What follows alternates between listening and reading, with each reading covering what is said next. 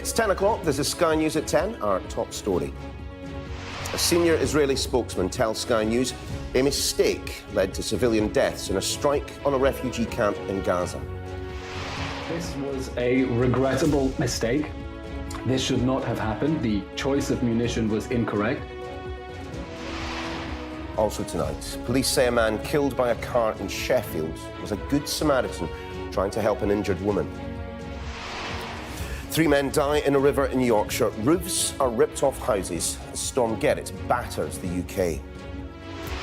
The father of a woman killed in a speedboat incident tells Sky News he wants the truth before the man responsible for her death is freed. How record immigration over the southern border of the United States could decide this year's presidential election. And we'll be taking a first look at tomorrow's front pages. That's in the press preview at past.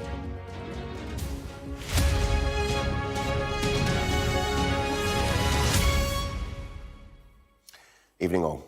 On Christmas Eve, Israel carried out a strike on a refugee camp in Gaza, saying it was targeting Hamas fighters. The United Nations estimated that 86 people died. Well, tonight, a senior Israeli spokesman told Sky News that a mistake had been made and that the wrong kind of munition had been used in the attack. He said Israel regretted that civilians were among those killed, but would not apologise. Well, that attack occurred at the Maghazi refugee camp in the centre of the Strip. More airstrikes were reported across Gaza today, with particularly heavy bombing in the built-up refugee camps of Barej and Nuseirat, ahead of an expected Israeli advance. Around 85% of the population has now been displaced. As the front lines move, many are now fleeing Khan Yunis towards the coast and the southern border with Egypt. Our correspondent, Nicole Johnston, has more from Jerusalem. A massive Israeli attack on Christmas Eve. Dozens killed in Al-Maghazi camp. The UN estimates 86 people were killed that night, many of them women and children. Now the Israeli military says its investigation has found that its airstrikes were targeting Hamas militants. But during the attack, buildings next to the target were also hit, which caused, quote, unintended harm to additional uninvolved civilians. This was a regrettable mistake. This should not have happened. The choice of munition was incorrect. And when we are dealing with a very complicated war zone, an area that I'll remind you is a unique counter-terrorism challenge that no army in the history of the world has had to deal with, it is inevitable that mistakes will be made. There are attacks happening all over Gaza, but the north has been razed to the ground. Men scavenge for anything to help them survive. There's nothing left here. The basics of life wiped out. More than 70 or 80% of the buildings are uninhabitable. They're bound to be demolished. You might find a room in your destroyed house to use, to protect you from the cold, the sun, to shelter you and your family. That's still better than the other places people are sheltering in, like schools. Whether it's schools or tents, it's miserable. 2 million people displaced in the most overcrowded place in the world, ordered to evacuate by Israel again and again. Either you let me live or kill me. I don't want to see the tragedy of my children when they say they want bread and I'm unable to bring it to them. The money's run out. There's nothing left. Anguish on this side too. The families of around 100 Israeli hostages, holding out hope that their embattled Prime Minister, Benjamin Netanyahu, can do another deal with Hamas to get them freed. Netanyahu is under pressure, internationally to end the war, domestically to bring the hostages home, and within his own party to take responsibility for the unprecedented security failure on October the 7th. Long, torturous days. Yehi Yahud, waiting for 2 adult children kidnapped by Hamas to come home. He believes war won't save his son and daughter. I hope that the government see our pains and that the government understand that the time is running. There is no time for them. That's the winning of this situation, that they will release our hostages and bring them alive, each one of them, back to Israel. A symbol of winning won't be the flag of Israel on the roof of Shifa Hospital. Just because we are War in Gaza, Jewish. trauma in Israel.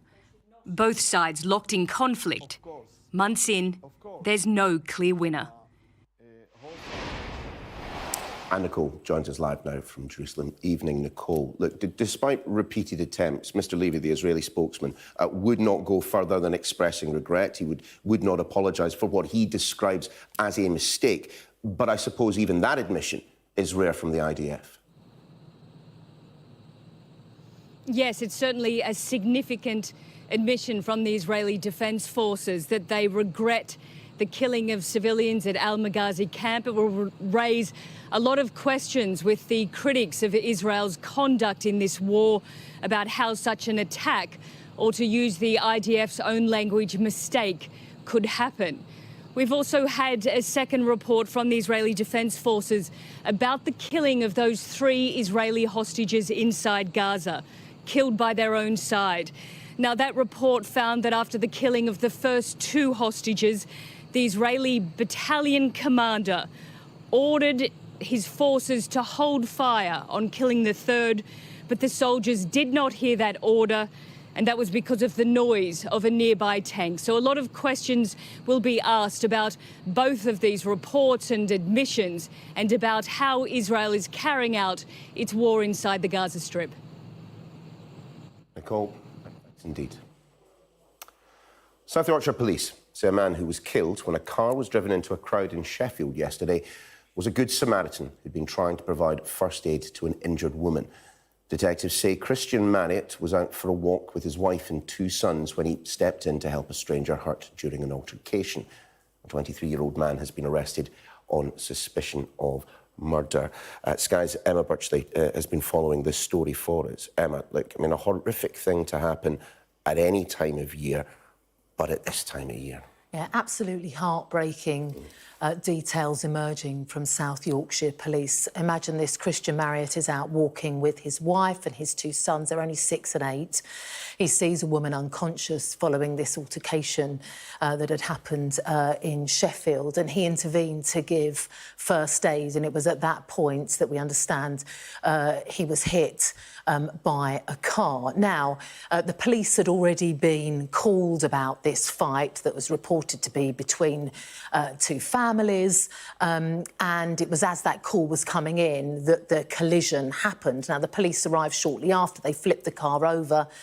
People were trapped underneath. We know that there were a number of injuries, and in fact, one man was seriously injured, and Christian, known as Chris, was pronounced dead at the scene. There has been a statement from the senior investigating officer, DCI Andrew Knowles, who said, "This is an utterly heartbreaking case in which a good Samaritan who'd stepped in to help a stranger in their time of need has lost his life. Chris leaves behind a loving family, including his devastated wife and 2 young sons. We're absolutely determined to secure justice for Chris and his loved ones following this horrific tragedy." He says that he's determined to get to the bottom of what happened. There have been house-to-house inquiries, taking statements, a gathering of CCTV, but the police firmly believe that there are people in the community who know, who have information, and who are yet to come forward to make a statement. And they're being urged to speak to police, or if not, to come forward anonymously to Crime Stoppers. 2 people are in custody, a 23-year-old man who was arrested on suspicion of murder, and also a 55-year-old man arrested on suspicion of attempted murder. And just to add, the woman who Chris had gone to help in the first place remains in hospital in a life-threatening condition. Emma, for now, thanks very much indeed. 3 men have died after a 4x4 vehicle was recovered from the River Esk on the North York moors this afternoon. Police are urging people to take care on flooded roads after Storm Gerrit caused disruption across the UK. Authorities have provisionally confirmed that the storm in Greater Manchester last night, which tore roofs off homes and damaged more than 100 buildings, was in fact a tornado. Sky's Fraser Maud reports from Manchester. There's some bad houses down there. Is there? the aftermath of a freak weather event in Carbrook in Greater Manchester. A mini tornado caused by what meteorologists refer to as a supercell thunderstorm, which swept over the northwest. It didn't last long, and with damage like this, that was a mercy. I was just sat on the bed and I heard this noise, this rumble. It just got louder and louder. And it was literally just 30 seconds of mayhem.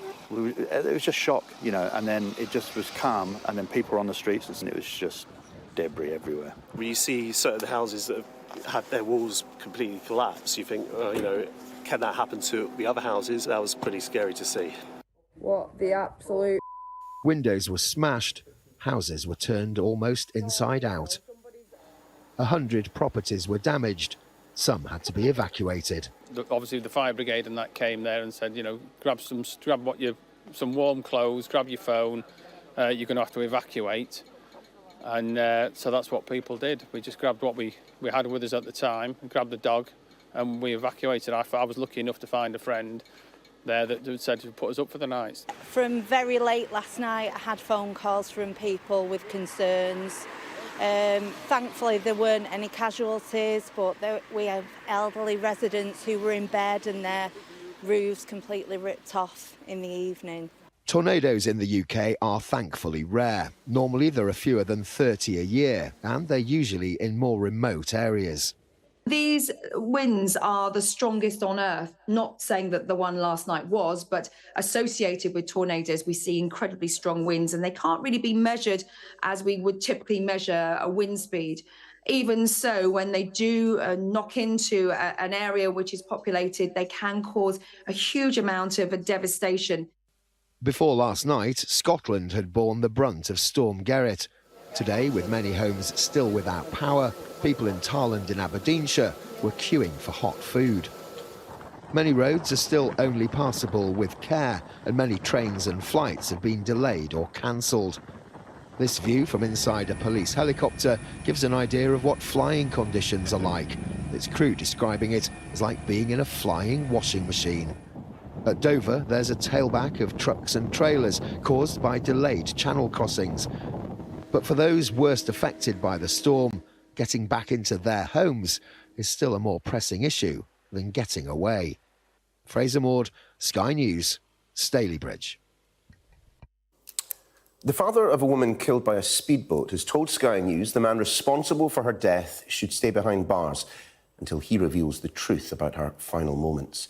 Jack Shepherd was found guilty of manslaughter by gross negligence after Charlotte Brown was thrown from his boat into the Thames on their first date. Shepherd is scheduled to be released in January. Our crime correspondent Martin Brunt has the story. Charlotte was so full of Christmas. I mean, she was so much fun. I know, of course, it's this time of year that, you know, when the family get together, that you miss your loved ones. Next month, his daughter's killer is expected to be released from jail. Jack Shepherd will have served 5 years, half his 10-year sentence for Charlotte's manslaughter and a separate assault. Every family needs to know what happened to their loved ones in similar circumstances. He's never come forward with the truth, and for him just to get released without giving the family peace of mind and knowing what certainty of what happened, for me, I find disgraceful. Oh my God, you're going so fast! Charlotte died during a late-night ride on Shepherd's speedboat, flung into the Thames when the vessel crashed. After he was rescued, he claimed Charlotte had been at the controls. Shepherd, a serial womanizer, fled the UK to the former Soviet state, Georgia. He later gave himself up and was extradited. He was jailed at the Old Bailey. What came out at court suggests that this man is a narcissist. All he's interested in is dating a woman and moving on to the next one. He's got no regard for women, their safety or their welfare. What do you think should happen to Jack Shepherd? I think he should serve longer in jail just purely because he is such a danger to women, in my opinion. Graham Brown says the death of Charlotte has meant a life sentence of grief for her family. Martin Brunt, Sky News. As the United States heads into an election year, immigration on its southern border with Mexico is once again becoming a major issue. Around 8,000 people are reported to be making their way up towards the border from South and Central America, as the Biden administration looks to pressure Mexico to curb those record-breaking migrant numbers. Our US correspondent Mark Stone reports. The banner says Exodus from poverty. This column of humanity heading north from the countries of Central and South America and well beyond too. North to the United States because they think the opportunity, the hope is there. We are looking to improve ourselves, to have a better quality of life, because in our country the situation is getting worse and worse, and we are only looking for an opportunity. What we are looking for is to work. We are not criminals. We are not bad people. There is nothing new about all this. The number of people crossing illegally into America this past year has been staggering. 10,000 a day last week, and nearly 250,000 encountered by the US border officials in November. It has been a record-breaking year, and objectively, it seems clear that the US government has lost any sense of control. It's why the US Secretary of State Antony Blinken landed in Mexico late this holiday week. President Biden sent him to find a deal to fix the problem, because he knows that the border issue may well cost him the White House. There was, we're told, some progress, and it is familiar stuff, tackling the smugglers, repatriating people, more money. None of it, though, has worked before. And so while the politicians spoke of solutions along the border fence, the people continue to gather. This is a part of the US southern border where former President Trump's wall has been built. But as Sky News has seen this past year, the controversial fence doesn't stretch the length of the border, not nearly. And so, of course, those who are pushed from poverty and pulled to hope will continue to come and pass. Remember, Donald Trump is the Republican Party's frontrunner for president this coming year, and so images like these are a gift for him. This is the tarmac in the northeastern US city of Philadelphia, and it is a neat hint of America's complex migrant puzzle. The plane is full of those seeking a new life, chartered to shift them away from Texas to become another state's problem. And in New York, further north, a familiar sight. Buses arriving from Texas, as they have been almost daily all year. A 36-hour drive. 14 of these arrived in one night this week. 7,200 people into the city in just 2 weeks. All of it a record. It is, of course, an age-old challenge about fears and hopes, pushing and pulling. But here, now, it is impacting the direction of a US election which could reshape the world. Mark Stone, Sky News in Washington. Scientists say a new winter jab for babies could ease pressure on the NHS by significantly cutting hospital admissions for a common seasonal virus called RSV.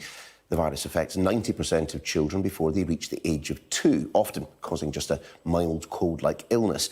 But infection can also lead to severe lung problems, resulting in an estimated 30,000 babies and youngsters being admitted to hospital in the UK each year. Sky's Ashna Huranag reports. In her day job as a nurse, Kerry is no stranger to RSV and its victims. At 6 weeks old, catching it could have been particularly devastating for her son, Harry. So she clinched an opportunity for him to be one of 4,000 infants to test an antibody treatment for it. RSV is obviously a really serious thing, so for me, for him to have something that could stop that was really, really good. Obviously, with the breathing issues and then the feeding issues that can come with RSV. There were no side effects after having the jab. There was nothing, there was no temperature, no upset tummy, not like some of the other childhood vaccines. RSV is a seasonal virus with typically mild cold-like symptoms affecting around 90% of children worldwide. In severe cases, though, it can cause lung problems and even pneumonia. Around 30,000 infants and babies are admitted to UK hospitals each year with it, resulting in up to 30 deaths. But this single-shot treatment, called nirsevimab, could cut RSV hospital admissions by more than 80%. Not everybody will have heard about respiratory syncytial virus bronchiolitis. But in most nursery groups, you'll know someone whose child has been severely affected and gone into hospital. It does cause misery. Round about 1,000 babies a year go to intensive care for respiratory failures. Babies in the United States and Spain are already receiving the jab. It's also been approved here in the UK, giving further reassurance to parents. If the jab is what we introduce into the UK, it's safe, it works. And actually, they could also be reassured if they're offered a vaccine as a pregnant mum, which is one of the other options that we might do in the UK in future. Cuddly cow was sleeping. The jab for infants has been given the green light. Now attention turns to procurement and how quickly a potential NHS rollout could happen for immediate protection against a virus that can take the youngest of lives. Good boy. Ashna Harinag, Sky News. A good idea. A man has been arrested on suspicion of breach of the peace at Blackpool Tower. 6 fire engines were sent to the landmark and people were asked to leave the area after reports of a fire. Police later confirmed that what had appeared to be flames was in fact orange netting blowing in the wind. Ukraine says 2 crew members of a civilian cargo vessel were injured when it hit a Russian mine in the Black Sea. The Panama-flagged bulk carrier struck the floating mine in stormy weather and lost power as it was heading to port to load grain. 5 people have been rescued in Colombia after being trapped in a cable car 800 feet off the ground. They were eventually rescued 18 hours later using a hoist system, with one of those trapped describing it as a miracle. Time now for the sport. Jessica's standing by. Thank you. Hello there. Arsenal have missed out on going top of the Premier League, losing 2-0 to West Ham. 3 points would have been enough to take Arsenal above Liverpool into top spot, but despite giving up most of the possession and chances, West Ham took the lead when Jared Bowen's cutback was put in by Thomas Souček. A lengthy VAR check showed that Bowen managed to keep the ball in to set up that opener. And it was former Arsenal man Konstantinos Mavropanos who got the second. He headed in the corner as James Ward-Prowse got his 10th assist of the season. Well, West Ham did lose Lucas Paqueta to injury, but managed to keep a clean sheet. They move up to 6. Arsenal stay second. Elsewhere, Brighton beat Tottenham 4-2 in a thriller at the Amex Stadium. Spurs dominated the early possession, but the hosts took control when teenager Jack Hinchelwood fired into the roof of the net. João Pedro doubled the Seagulls' lead from the penalty spot after Dejan Kulusevski had pulled back Danny Welbeck in the area. Pervis Estupiñán scored a superb third for Brighton in the second half. It really was a stunner, firing into the top corner from the edge of the box before Pedro scored another penalty. Tottenham threatened an unlikely comeback as Aliho Veliz and Ben Davies pulled 2 back, but Spurs could not convert a string of other late chances, so Spurs stay 5th. Brighton are up to 8th. To cricket, and Ben Stokes has rejected suggestions that England will be undercooked for their 5-test series in India following comments from former fast bowler Steve Harmison. Harmison criticised England's plans to arrive in India just 3 days before the first test match, blaming player power and saying you cannot go to India underprepared. But Stokes responded by sarcastically tweeting this: "Good job we're going to Abu Dhabi for a training camp before we go to India for even more training before the first test then, isn't it?" Rafa Nadal will make his comeback at the Brisbane International this weekend after missing almost a year with a hip injury.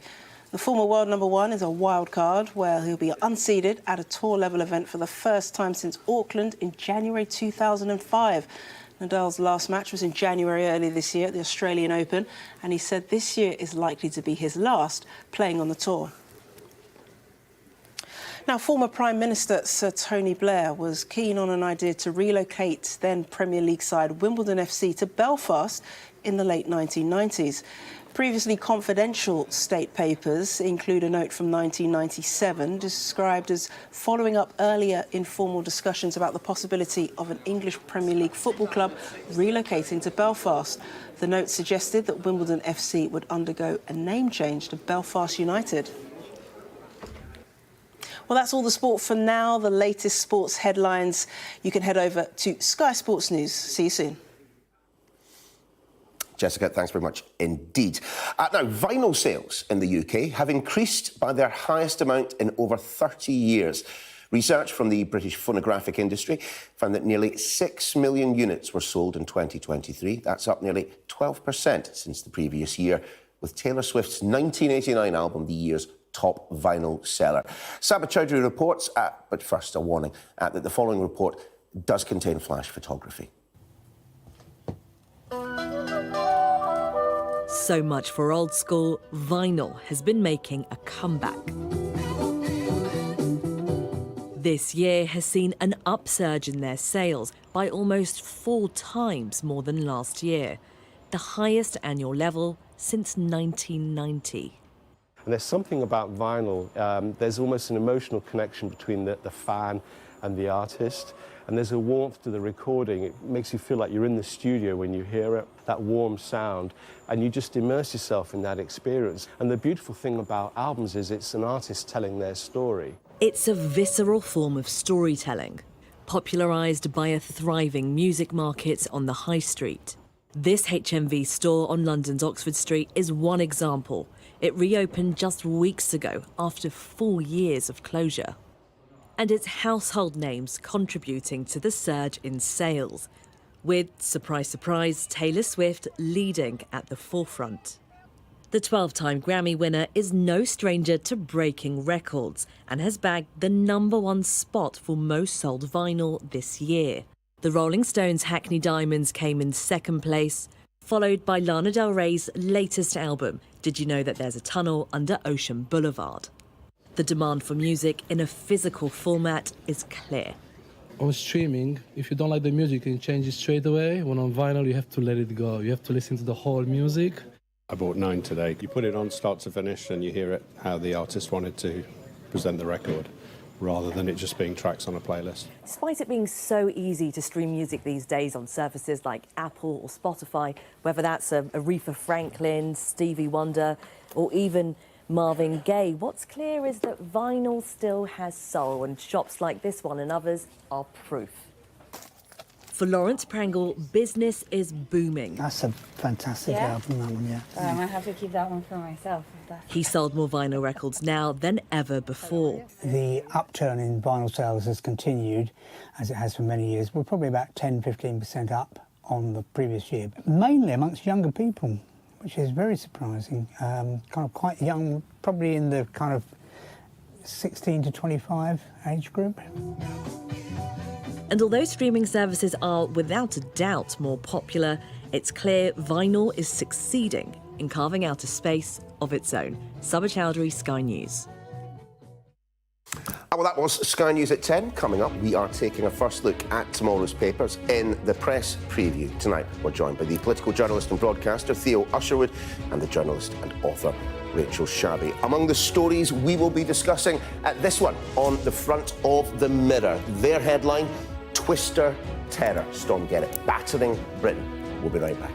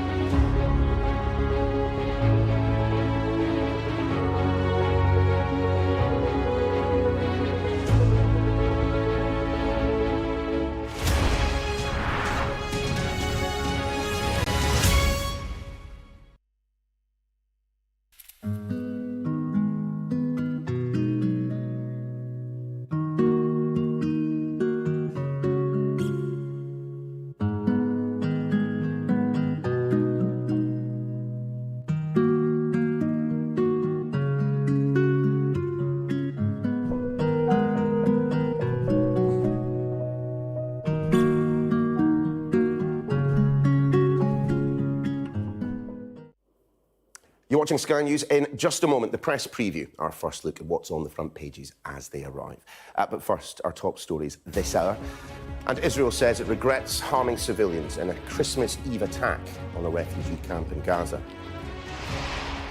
Police say Chris Marriott, who was killed when a car was driven into a crowd in Sheffield, was a good Samaritan who was simply providing first aid to an injured woman.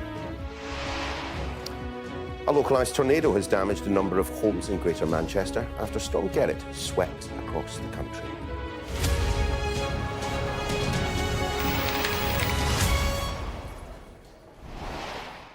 But it is, of course, time now for the press preview. Our first look at the front pages as they arrive. Time to see what's making the headlines with our guest this evening, the political journalist and broadcaster Theo Usherwood and the journalist and author Rachel Shabby. We'll be with them in just a second, but let's run you through the front pages that we have, beginning with The Mirror. Twister Terror, their top story, which speaks to victims of the tornado that hit Greater Manchester. Same story for the Daily Express, with a quote from a family affected by the tornado who say they were lucky to be alive. The overstretched state of the NHS has prompted 2/3 of doctors surveyed to feel moral distress. That's leading The Guardian. Well, the Eye, it's reporting that former Prime Minister Boris Johnson has urged his successor, Rishi Sunak, to get on with it when it comes to accelerating the UK's reliance on nuclear power. The FT hears that the US government has imposed sanctions on Turkish and Yemeni groups with alleged ties to Iranian-backed Houthi rebels. An exclusive leading the Mail, Home Office figures suggesting that the police give up on 4 crimes a minute. Similar story in The Telegraph, which reports that more than half of UK police forces are failing to properly investigate crime. The front of The Times, it's reporting a warning from a think tank which says underqualified civil servants are overpaid at the cost of more senior staff.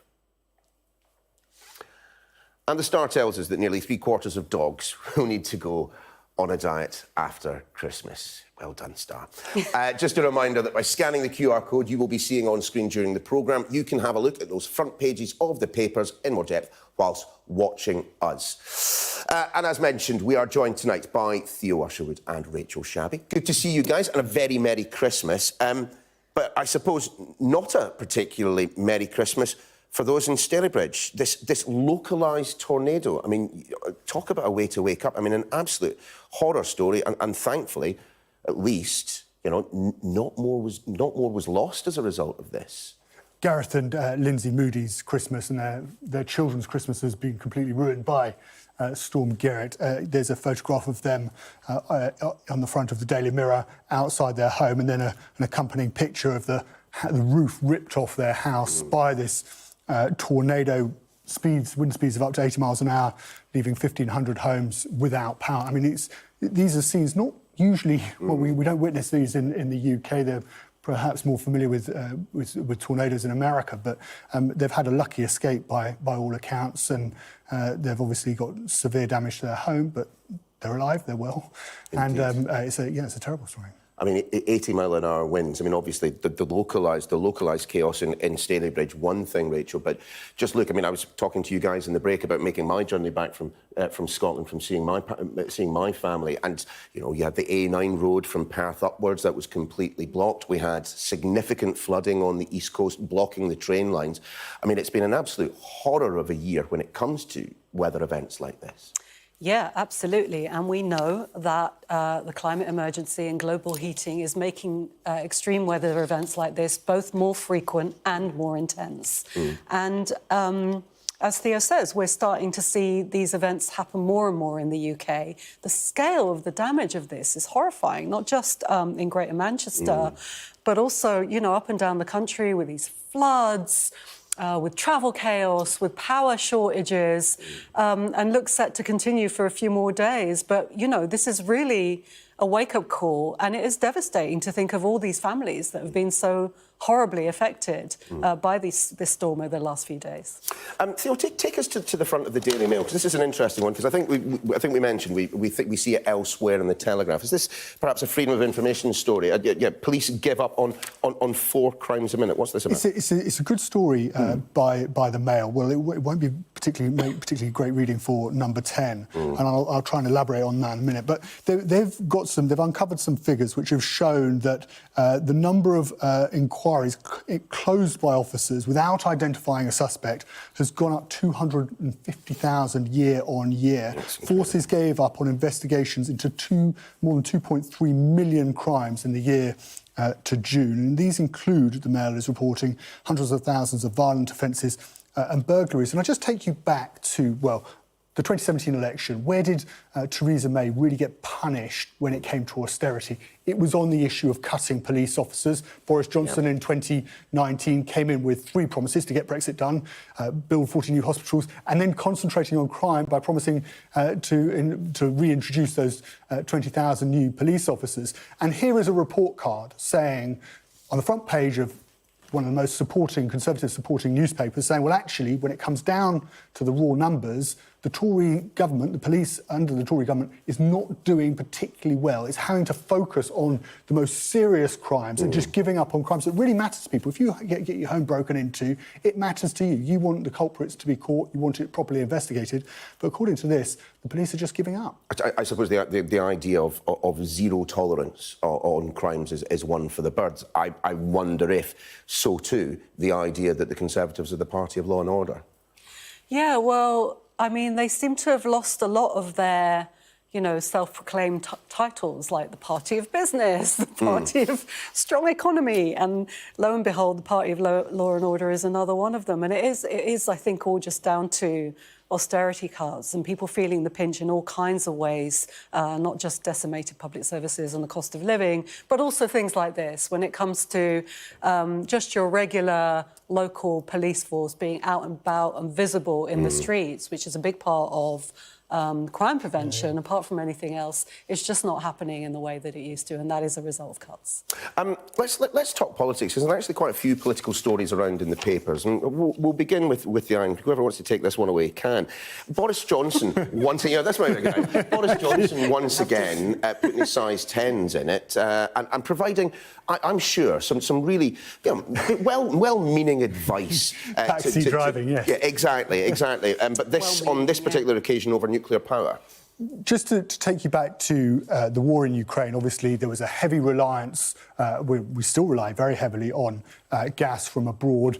The real pressure was on, well, why are energy prices surging because of what's happening with Russia's invasion of Ukraine? And that's because we're not self-sufficient. And so the attention turns to how can we make ourselves more self-sufficient when it comes to having our own independent energy supply, and that is to build more nuclear. Now, the Eye have done, I think it's a good story, this, because what they've managed to get hold of is they've managed to get hold of these leaked papers which show that the Prime Minister, or the government rather, has missed deadline after deadline after deadline when it comes to building those power stations. They're always going to be opposed by local communities. It's difficult to do, but Rishi Sunak isn't doing it. And now, then they've gone and obviously rung up Boris Johnson and said, well, what do you make of your successes? What he's managed to do or not managed to do, and Boris Johnson has gone for him. But I suppose if we're going to be charitable about this, I mean, isn't the greater failure that, Fukushima, Chernobyl live long in the memory? Of course they do. But actually, in general terms, nuclear energy is one of the safest, it's one of the cleanest, and the case has not been made by political leaders, I would suggest, of all political persuasions, that nuclear can be a significant part, not necessarily the totality of it, but a significant part of our energy security. I would question that. I mean, nuclear is old, it is dirty, it takes a long time to come online. That is true. And it's very, very expensive. When you compare that to renewables, there's just no contest. Renewables have come online in such a quick and increasingly cost-effective way. It's just a no-brainer. And so for me, I think the real question isn't what are you not doing with nuclear, because that's that's a dead story. It's why have you not invested in renewables at the rate needed to meet your own net zero plans? Onshore and offshore. They won't. Well, the Tories won't do onshore wind farms. Yeah, they'll only do offshore wind farms, and of course, there's been a huge amount of pressure about that. The lead-in time is the big issue. You remember that Nick Clegg, when of course he was Deputy Prime Minister of the coalition, turned around and said, "Well, actually, I'm not going. It takes 10 years to build a nuclear power station. When it's something that I'm not going to countenance." And of course, we then hit the war in Ukraine, energy prices go up, and questions are being asked about why we're not energy independent from Europe. And of course, these decisions have to be made, and Boris Johnson is saying hurry up to Rishi Sunak. But in reality, if he was going to build those new nuclear power stations, we're not looking until 2030, 2035 for them to actually come online. I mean, compare and contrast. My drive to the airport today takes me right through one of the biggest onshore wind farms in Scotland, and providing a significant amount of electricity. I want to kind of group together the next two stories, though, both in the front of the Telegraph. The first of those, that inheritance tax might be scrapped altogether. But on top of that, that the early general election is the worst kept secret in Westminster. I mean, maybe I'm wrong, but I'm going to gently suggest that the two might well be linked. The inheritance tax one is all about playing to the base, because when you actually look at the numbers, this year it's forecast to raise £7 billion in revenue for the Treasury. And I just looked it up. Fewer than 4% of estates pay inheritance tax. So it's only the wealthiest that are paying inheritance tax, and it doesn't affect the vast majority of people. So the Tories are coming up with a policy that is going directly to their base to shore up their support. A tax cut for the 1%? Yeah. It may not be the 1%, the top 4%, and it's not a policy that actually goes beyond traditional Conservative voters. It might be popular, and of course there has been talk about cutting the headline rate from 40p to 20p, but actually many Conservative MPs, particularly those on the right, according to the Telegraph, so Ian Duncan Smith, David Jones, Jacob Rees-Mogg, are all pressing the Prime Minister now to go much further and scrap it completely. Rachel, Emily Thornberry, of course, the Shadow Attorney General, is she stirring the pot, perhaps, when she's suggesting that an early general election is the worst kept secret? I mean, do you want to see one, or are you Brenda from Bristol? Oh, not another one. I mean, I don't think it's going to happen, to be honest, because if you're the Tories and you're looking at the polls and they're awful, you're not going to say, bring it on. But I also don't quite agree that the inheritance tax thing is playing to the base, because, as you just said, look, the vast majority of people in this country are never going to earn enough or own enough to ever pay inheritance tax. It doesn't matter. But what does matter is this narrative of aspiration, of, oh, why are you taking away people's well-earned, hard-earned income? It's the aspirational aspect. And I think for the Tories, this is what they're trying to do. They're trying to get Labour on ground that it's lily-livered about. It won't actually come out and say, we need to tax unearned income. We need to bring it in line with taxing income. That's one of the biggest problems we've got in this country. They won't say that. They want that fight with Labour, not to shore up their own support, but to depress Labour's. Guys, deep breaths. We will pause there, because coming back after the break, we're going to be doing this story. Newly declassified documents that are giving us something of an insight into ideas hatched by the Blair government that never came to fruition. We'll be discussing that after this.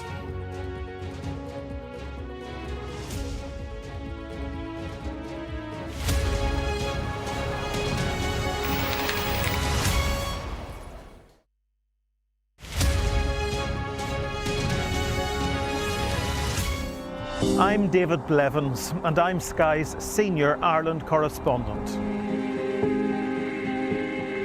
I'm based in Belfast, a city transformed by peace, but still struggling with its past.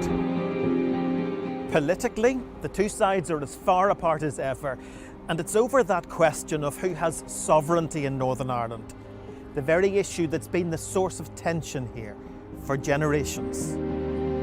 It takes 60 minutes to cross the Irish Sea. It took the British monarchy a century. I've spent 25 years reporting the journey from conflict to peace. The political parties of Northern Ireland have reached agreement. We help you understand the world with us. Today, we have reached an agreement with the Conservative Party on support for government in Parliament. We already know what the government gets out of this deal. What exactly does the DUP get out of it? Well, £1.5 billion. Welcome to Winterfell. It's an iconic location in this globally acclaimed drama. Ophelia was the most powerful hurricane this far east in the Atlantic on record. You can't live in a place like this and not appreciate the environment.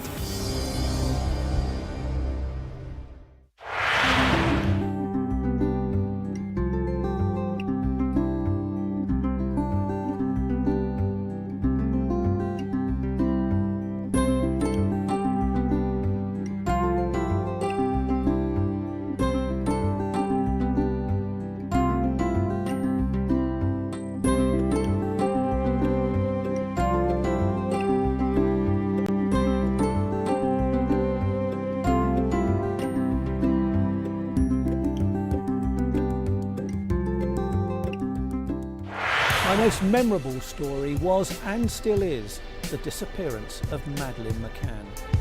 Please give our little girl back. I can't undo what's happened, but I can help explain it.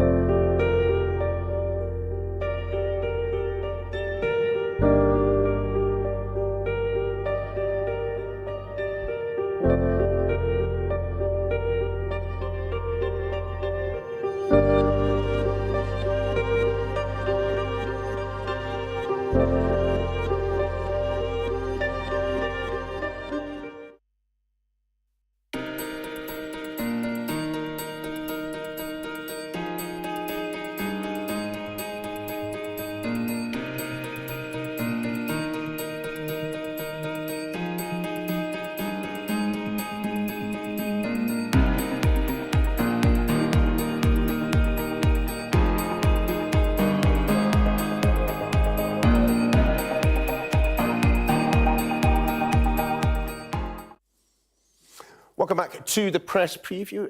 Both you guys, Theo and Rachel, still here with their selections from the papers. And Rachel, take us away on this one on the front of the FT. I think a significant story because of the way in which the Tehran-backed Houthis, as the headline said, have been operating and the significant effect that they are already having with their actions. Tell us more.